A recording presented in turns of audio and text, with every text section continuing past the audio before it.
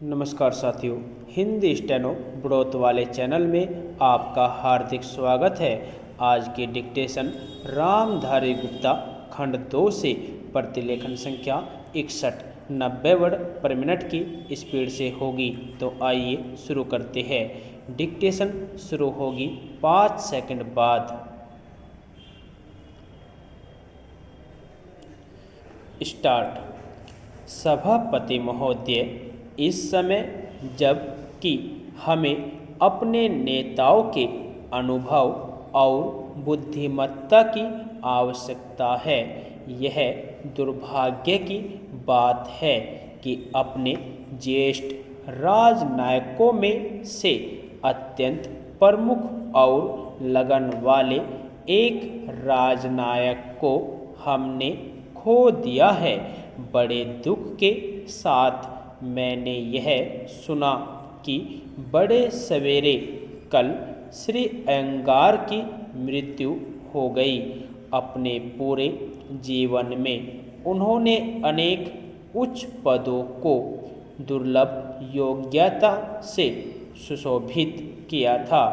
अपने स्वास्थ्य तथा अपने आराम का, जिसके कि वह पूरी तरह अधिकारी हो चुके थे, विचार न करके वे अपने जीवन के अंतिम दिनों तक देश और जनता की सेवा में लगे रहे।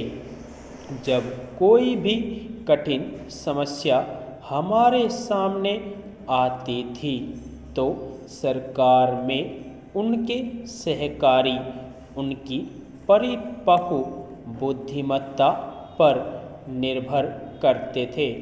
उनकी मृत्यु देश और हम सब के लिए भारी हानि है, जबकि हम नवीन और समृद्ध भारत का निर्माण करने में तथा उन लाखों लोगों को सुख सुविधा पहुंचाने में लगे हुए हैं जिन्हें दरिद्रता के अभिशाप से भूतकाल में काफ़ी पीड़ित रहना पड़ा।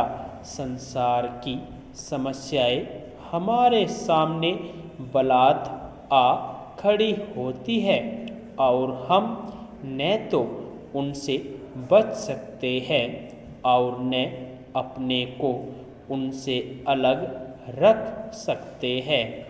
मेरी सरकार की अन्य देशों के मामलों में हस्तक्षेप करने की लेश मात्र भी इच्छा नहीं है, किंतु स्वतंत्रता के साथ साथ अनिवार्य रूपेण भारत पर जो जिम्मेदारी आप पड़ी है उसको तो इसे निभाना ही है।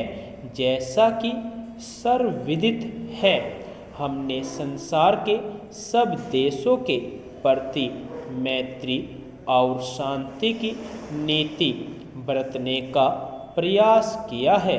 स्ने स्ने वे लोग भी जो इससे सर्वदा सहमत नहीं होते, इसे समझने और इसका आदर करने लगे हैं और यह बात मानी जाने लगी है कि भारत संसार में शांति का समर्थक है और वह ऐसा कोई कदम न उठाएगा जिसका परिणाम लड़ाई की प्रवृत्ति को जगाना हो। इसी नीति के अनुसरणार्थ मेरी सरकार ने कुछ ऐसे प्रस्ताव पेश किए थे जिनसे उसे यह आशा थी कि कोरिया युद्ध के बारे में समझौता हो जाएगा।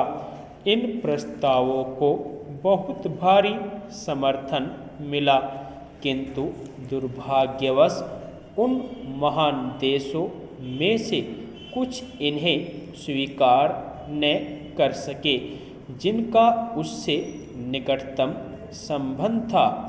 वह युद्ध जारी है और उससे न केवल कोरिया की जनता को ही कठोर यातना सहन करनी पड़ रही है, वरन अवशिष्ट संसार के लिए भी वह खतरे का निशान है। सुदूर पूर्व पर प्रभाव डालने वाले हाल में किए गए कुछ वक्तव्यों से और उनके परिणाम स्वरूप कोरिया के युद्ध का विस्तार होने से समस्त संसार में बहुत आशंका पैदा हुई है। मेरी सरकार भी इन बातों को गंभीर चिंता से देखती है।